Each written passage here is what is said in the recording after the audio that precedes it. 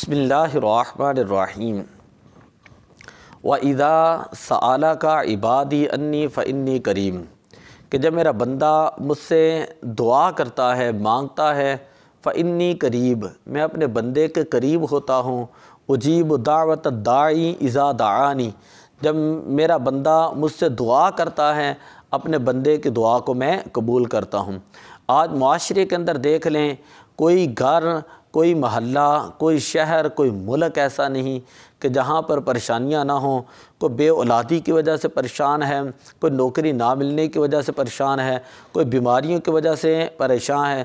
جیلوں میں چلے جائے، کوئی بے گناہ لوگ وہاں پر موجود ہیں، وہ اپنی بے گناہی جو ہے وہ ثابت کر رہے ہیں، اس وجہ سے وہ لوگ جو ہیں وہ پریشان ہیں کہ بے گناہ وہ جو ہے وہ قیدوں کے اندر جو ہے وہ موجود ہیں۔ ان تمام پریشانیوں کی ایک بڑی وجہ جو ہماری سمجھ میں آتی ہے وہ یہ ہے کہ ہم لوگ جو ہیں وہ دین سے دور ہو چکے ہیں، نمازوں سے دور ہو چکے ہیں، قرآن پاک سے دور ہو چکے ہیں، ذکر الہی سے ہم دور ہو چکے ہیں، اور روحانیت سے ہم دور ہو چکے ہیں، درود پاک سے ہم دور ہو چکے ہیں۔ اور یہ پریشانیاں جو ہیں اللہ تعالی ہمیں سزا کے طور پر جو ہے وہ عطا کرتا ہے۔ ان پریشانیوں کا حل کیا ہے؟ اللہ تعالیٰ نے قرآن پاک کے اندر ارشاد فرمایا، الا بذکر اللہ تطمئن القلوب کہ اللہ تعالیٰ کے ذکر سے دلوں کو جو ہے وہ اطمینان ملتا ہے، اللہ کے ذکر سے دلوں کو سکون ملتا ہے۔ فَفِرُّوا إِلَى اللَّهِ ایک جگہ پر اللہ تعالیٰ نے سورہ زاریات کے اندر ارشاد فرمایا کہ تم اللہ کی طرف آؤ، اللہ کی طرف جو ہے وہ دوڑو، کفر سے ایمان کی طرف آؤ، ظلمت سے تاریکی سے نور کی طرف آؤ، پریشانیوں سے سکون کی طرف آؤ۔ اللہ کی یاد کی طرف آؤ گے تو تمہارے دل جو ہے وہ خوشی کے ساتھ جو ہے وہ جھوم اٹھیں گے۔ اللہ سے مانگو، اللہ تمہیں عطا کرے گا۔ حدیث پاک کے اندر آتا ہے فَعَلَيْكُمْ بِالدُّعَاءِ تمہارے اوپر لازم ہے دعا کرنا، فَإِنَّ الدُّعَاءَ يَرُدُّ الْقَضَاءَ اس لیے کہ یہ جو دعا ہوتی ہے یہ قضا کو جو ہے بدل دیتی ہے، یہ اللہ تعالیٰ کی تقدیر کے فیصلے جو ہیں اس سے بدلتے ہیں۔ اسی لیے حدیث پاک کے اندر آتا ہے کہ الدعاء مخ العبادہ کہ دعا جو ہوتی ہے یہ عبادت کا مغز ہوتی ہے، دعا عبادت کا مغز ہوتی ہے۔ تو میرے سامنے اس وقت جو کتاب ہے وہ اعلیٰ حضرت عظیم البرکت مجدد دین و ملت الشاہ امام احمد رضا خاں فاضل بریلوی رحمۃ اللہ علیہ کی کتاب ہے الوظیفۃ الکریمیہ۔ آپ اس کو نیٹ سے جو ہے وہ ڈاؤن لوڈ بھی کر سکتے ہیں۔ تو اس کتاب کے اندر اعلیٰ حضرت رحمۃ اللہ علیہ آپ نے جو ہے وہ جو چند وظیفے جو تھے صبح شام پڑھنے والی دعائیں جو تھیں تو وہ آپ نے جو ہے وہ ذکر کی ہیں، کوئی پریشانیوں کے حوالے سے، کوئی قرض کے حوالے سے، کوئی مختلف چیزوں کے حوالے سے جو ہے وہ دعائیں۔ تو سب سے پہلے آج میں نے ایک دعا یہ لکھی ہے، اگر کوئی بندہ جو ہے اس نے کسی کا قرضہ دینا ہے تو اس بندے کو چاہیے کہ صبح و شام اس دعا کو 11 مرتبہ پڑھیں تو قرضے سے انشاءاللہ اس کو خلاصی ملے گی۔ اسی طرح اگر کوئی غم ہے، الم، پریشان ہے تو وہ پریشانی دور ہوگی۔ اللہم انی اعوذ بک من الہم والحزن واعوذ بک من العجز والکسل واعوذ بک من الجبن والبخل واعوذ بک من غلبۃ الدین وقہر الرجال۔ یہ دعا جو ہے یہ پریشانیوں سے نجات کے لیے بھی جو ہے یہ دعا ہے، اور قرضے سے خلاصی کے لیے بھی یہ دعا ہے۔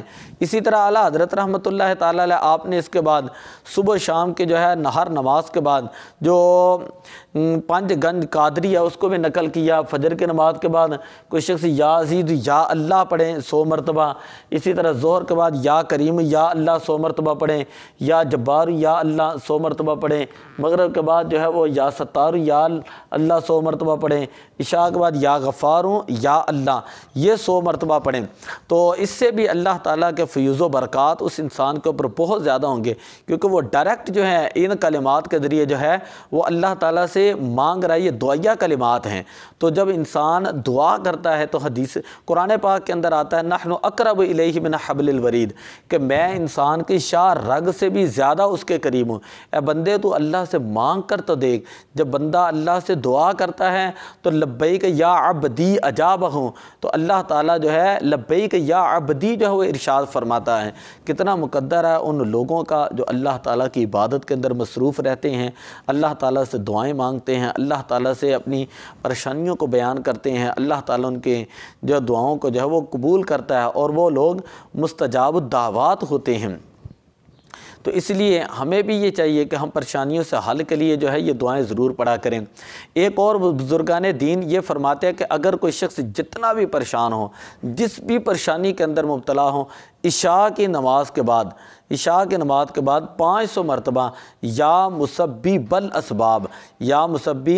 الاسباب اگر پڑھتا ہے تو اللہ تعالیٰ اس کی پریشانی کو دور کر دیتا ہے۔ اگر مرد پڑھیں تو وہ کھلے آسمان کے نیچے پڑھے گا اور اپنے سر کے اوپر کوئی کپڑا وغیرہ ٹوپی وغیرہ نہیں رکھے گا۔ اگر موسم وغیرہ خراب ہے تو چھت کے نیچے بھی آپ پڑھ سکتے ہیں۔